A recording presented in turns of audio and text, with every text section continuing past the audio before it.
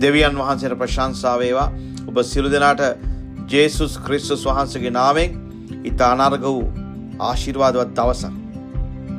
ඉතින් මෙම දවසෙත් අපි බලන්න යන්නේ දෙවියන් වහන්සේගේ වචනේ ඇති වැදගත්කම. දේව වචනේ ඇති බලපෑම අපගේ ජීවිතයට අපි දෙවියන් වහන්සේගේ දරුවන් ලෙස දේව වචනේ අපිට කොතරම් වැදගත්ද කියලා. ආමේන්. මම හිතන ඔබ ප්‍රීතියෙන් ඇති මේ උදෑසන දෙවියන් වහන්සේ ඔබට ආදරේ. සුදාත්මයන් වහන්සේ ඔබ සමග උන්වහන්සේ අපි තුල ඉන්නේ. එම නිසා මොහොතක් දෙන්න දෙවියන් වහන්සේ වෙනුවෙන් සම්පූර්ණ අවධානය දෙන්න මේ මොහොතේ. මොහොතකට උන්වහන්සේ ඔබට කතා කරන්න යනවා. හාලෙලූයා. අද දවසේ දෙවියන් වහන්සේ වචනේ අපි බලන්න යන්නේ යොහාන් තුමාගේ සුභාරංචියේ 15 වෙනි පරිච්ඡේදයේ 7-8 පද දෙකේ. මේ ස්ථානයේ කියනවා නුඹලා මා තුලෙහි පවතින්නෝ නම් මගේ වචනේ නුඹලා තුලෙහි පවතින්නේ නම් නුඹලා කැමති දෙයක් ඉල්ලා පල්ලා එවිට නුඹලාට දෙනු ලැබේ. 8 වෙනි පදේ කියනවා මගේ පියාණන් වහන්සේට ගෞරව ලැබෙන්නේ නුඹලා විසින් බොහෝ ඵල දැරීමෙන්ය. මෙසේ නුඹලා මාගේ ගෝලයෝ වන්නෝය. ආමේන්. මෙම ස්ථානයේ ජේසුස් වහන්සේ තම ගෝලයන්ට කියනවා කෙසේද සැබෑ ගෝලයන් වන්නේ. උන්වහන්සේ අපිට කතා කරන මේ දවසේ උන්වහන්සේ වචනේ ඇති වැදගත්කම. ඉතින් 7 වෙනි පදයේ කියනවා නුඹලා මා තුලෙහි පවතින්නෝ නම් මගේ වචනේ නුඹලා තුලෙහි පවතිනවා. මේ ස්ථානයේ තා ගැඹුරු සත්‍යයක් උන්වහන්සේ කියනවා නුඹලා මා තුල පවතිනවා නම් අපි ජේසුස් වහන්සේ තුල පැවතිය යුතුයි. අද ජේසුස් වහන්සේ පොළවේ නැහැ. අපිට දීලා තියෙන සුදාත්මයන් වහන්සේ අද එදා වාක්‍යයන්වන ජේසුස් වහන්සේ පොළවේ සිටියා. අද උන්වහන්සේ ස්වර්ගයට ගොස් සුද්ධාත්මයන් වහන්සේ අපි තුල තිබෙනවා. අද උන්වහන්සේ තුල පවතින්නේ කොහොමද? උන්වහන්සේ තුල පවතින්නේ අපි උන්වහන්සේ වචනය තුල පවතිනකොට. සුද්ධාත්මයන් වහන්සේ අපි තුල ඉඳලා අපිට උපකාර කරනවා. උන්වහන්සේ වචනේ තුල අපිට පැවැත්මක් තිබෙනවා. ආමේන්. උන්වහන්සේ වචනේ තුල අපිට පැවැත්මක් තිබිය යුතුයි. ඒ වගේම කියනවා මගේ වචන නුඹලා තුල පවතිනවා. ඒ වගේම ඒ වචනේ අපි තුල පැවතිය යුතුයි. ඔබ තුල කෙසේද වචනය පවතින්නේ? ඒ වචනෙන් පළදරලා අපේ ජීවිතවලින් අන් කෙනෙක් දකින්න ඕන ජේසුස් වහන්සේ. උන්වහන්සේ වචනේ අපි තුල තිබෙනකොට නිකන් තිබෙන්නේ නැහැ. ඒකේ පළදැරීමක් තිබෙනවා. ඒ වචනේ බලපෑමක් තිබෙනවා ඔබගේ මගේ ජීවිතයට. එම නිසා තමයි මේ වචනේ වැදගත් වෙන්නේ. වචනේ බලපෑම තුලින් අනිවාර්යයෙන්ම ඔබගේ ජීවිතයේ බලපෑමක් වෙන්න යනවා. අවට ඔබගේ ජීවත් වෙන ප්‍රදේශයට, ඔබගේ මිත්‍රයන්ට, ඔබ ජීවත් වෙන ස්ථානයේ බලපෑමක් කරන මිනිසෙක් ඔබ. මන්ද බලපෑම කරන්නේ ඔබගේ ජීවිතය තුලින් බලවත් වෙනසක් දකින්න යනවා. මන්ද උන්වහන්සේ තුල අපි දැන් ඉන්නවා. දැන් උන්වහන්සේ වචනේ අපි තුල පවතිනවා. වචනේ කියන්නේ බලය තිබෙන දේ. ඇත්ත මිදුළු ප්‍රසාර කරන යන බලය තියෙන උන්වහන්සේ වචනේ. හalleluya. ඉතින් ඒ වචනේ තමයි අපි තුල ක්‍රියා කරන්න යන්නේ. ඒ වචනේ තිබෙනකොට අපේ ජීවිත තව ලස්සන වෙනවා. අපි හැමෝගෙම අඩුපාඩු තිබෙනවා මේක අහගන්න. අඩුපාඩු තිබෙනවා. නමුත් වචනේ පවතින දිනෙන් දින අපගේ ජීවිත වෙනස් වෙන්න යනවා. ආමේන්.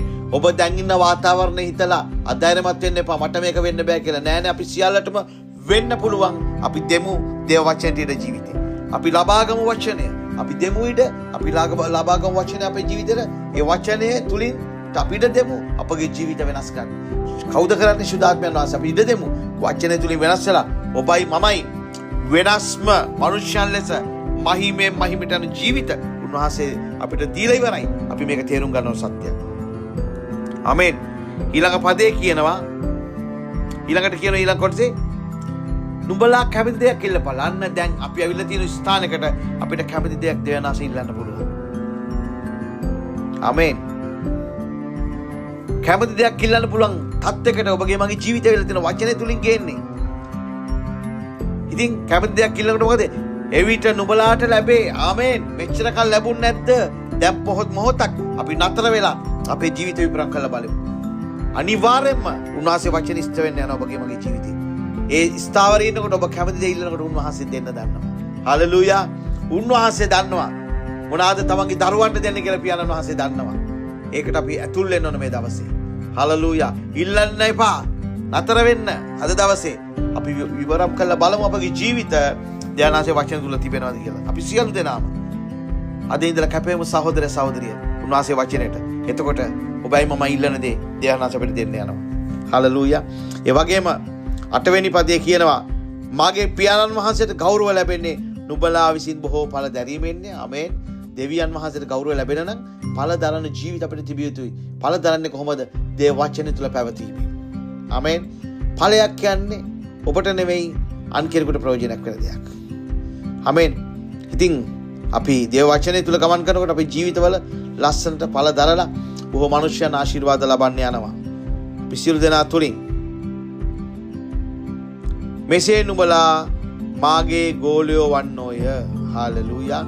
අන්නේම ඵලදරන මනුෂ්‍යයෝ තමයි සැබෑවටම ජේසුස් ක්‍රිස්තුස් වහන්සේගේ ගෝලයෝ වෙන්නේ. මම ඔබට දිරිගන්නන ඔබ සම්පූර්ණ මේ පරිච්ඡේදය කියවලා මෙනෙහි කරන්න ධ්‍යානස ඔබට කතා කරන්න යනවා.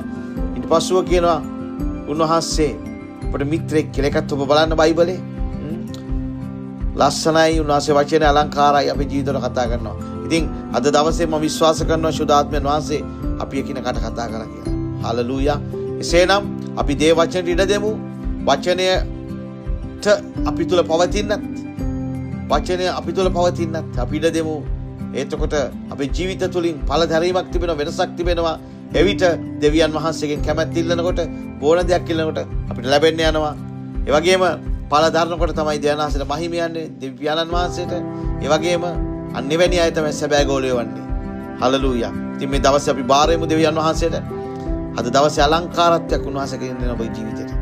හලෙලූයා. රේකමෂේ කලව පියාණනි ඔබට ස්තුතිවන්ත වෙන දෙවි පියාණන් වහන්සේ මේ උදෑසන ජේසුස් ක්‍රිස්තුස් වහන්සේගේ නාමයෙන් මේ වචන ඇසෙන සෑම කෙනෙම මේ මොහොතේ බාර ගන්නවා. අද දවසේ කිනකට කතා කරන නිසා ස්තුති. අද තීරණ ගන්න ඔබ ශක්තිය දෙන්න, බලය දෙන්න ශුද්ධාත්මනි ජේසුස් ක්‍රිස්තුස් වහන්සේගේ නාමයෙන්. මේ ඇසු වචනය දැන් මුද්‍රා කරන ඔබේ ජීවිතවල ජේසුස් ක්‍රිස්තුස් වහන්සේගේ නාමයෙන්. පියාණනි මේ දවසේ උන් රැකවල් කළ ආශිර්වාද කරන නිසා ස්තුති. ජේසුස් ක්‍රිස්තුස් වහන්සේගේ නාමයෙන්. ආමේන්. ආමේන්. ප්‍රීතියෙන් ඉන්න උන්වහන්සේ වචනය සිංහාසනයේ සිට පැමිණි වචනය දැන් ඔබ තුල ජීවත් වෙනවා. ඔබ තුල පැරවෙලා තියෙන්නේ. ඔබයි ඒ බලවත් මිනිසයා උන්වහන්සේගේ ජීවිතය ඔබ තුලින් ප්‍රකාශ වෙන්න යනවා. උන්වහන්සේ බලය ඔබ තුලින් ප්‍රකාශ වෙන්න යනවා.